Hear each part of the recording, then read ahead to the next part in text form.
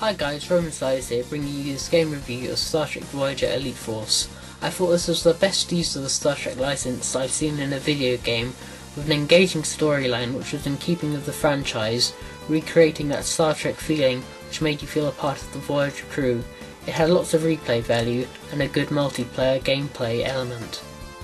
Well, I hope you enjoy this review of Star Trek Voyager Elite Force. Star Trek Voyager Elite Force is a first-person shooter game developed by Reviewz Software and published by Activision, released in 2000 for the PC.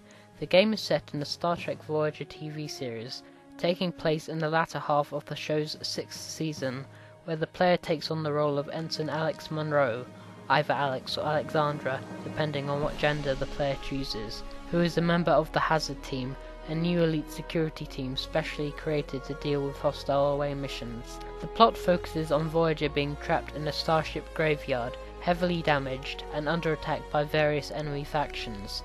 The Hazard Team is charged with protecting Voyager as ongoing repairs are made, and also investigating the cause of their incarceration, eventually confronting the mysterious entity known as the Forge. The gameplay of Elite Force is based on the established conventions of the FPS genre, focusing on story-driven combat within a 3D environment, where the game is for the most part viewed entirely from the perspective of the protagonist, though the game does shift to a third-person view during cutscenes.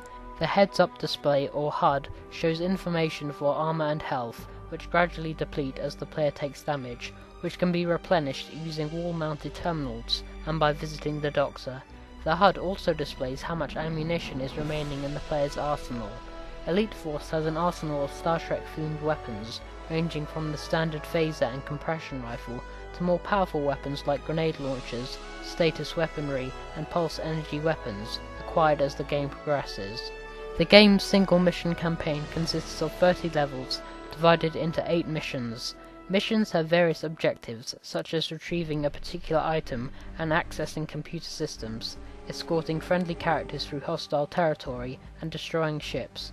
There are multiple enemies from the Star Trek universe in this game, such as the Klingons and the Borg, with most enemies using squad tactics to take down the player. However, in the case of the Borg, they will eventually adapt to certain weapons using their energy shields, forcing the player to take a more strategic approach when dealing with them.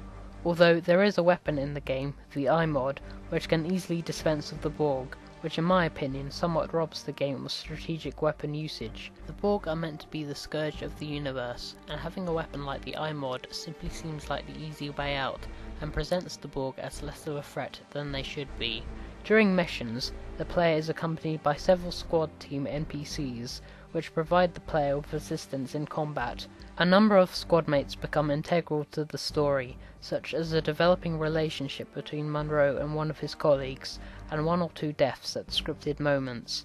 In between missions, the player can explore selected sections of Voyager and interact with members of the crew. There is also a multiplayer section of the game, with up to 32 players taking part. Players take part in holomatches where players can compete with other players across the internet or take on bots. Match types include the standard deathmatch and capture the flag, where one can play as a variety of Star Trek characters. Elite Force has a large cast of characters, ranging from original characters created for the game, as well as the main characters from the TV series, such as Captain Catherine Janeway and Lieutenant Commander Tuvok, and are voiced by their counterparts from the show. The only exception to this is 7 of 9, who was voiced by Joan Budenhagen in the initial release, although Jerry Ryan did revoice the part, which was included in a patch. A small but significant detail, which I'm sure provoked the Star Trek fanbase. Development for Elite Force began in 1998 when publisher Activision acquired the rights to produce Star Trek games from Viacom, who was leaving the video game industry. Elite Force was one of several Star Trek games announced shortly afterwards, along with Away Team and Bridge Commander. Reviewz Software developed the game, a company whose past projects included Heretic and Soldier of Fortune.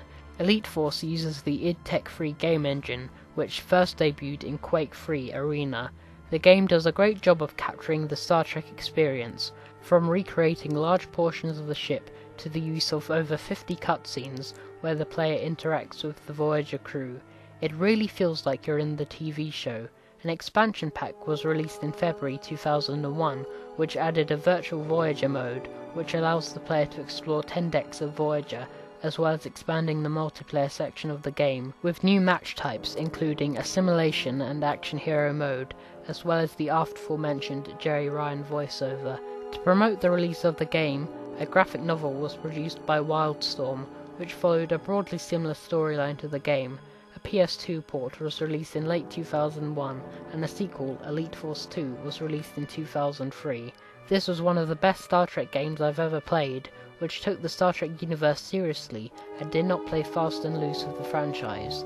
The ability to play as a male or a female provided intriguing replay value, as well as influencing certain events in the game, such as choosing whether or not to save your commanding officer from Borg assimilation. However, I found the final boss incredibly difficult to defeat, as it just about takes your entire arsenal to beat him, so you can expect to die many times in this final stage, though it does feel suitably climactic. If you're a Star Trek fan or an FPS fan in general, it is definitely well worth your time and is thoroughly enjoyable. Well, that was my review on Star Trek Voyager Elite Force. If you like what you saw, please leave a comment in the section below, as I'd like to hear what you have to say about this game. Rate this video, and if you like my work, please subscribe to my channel because it's good for me and it's free for you. Well, until next time, peace out guys.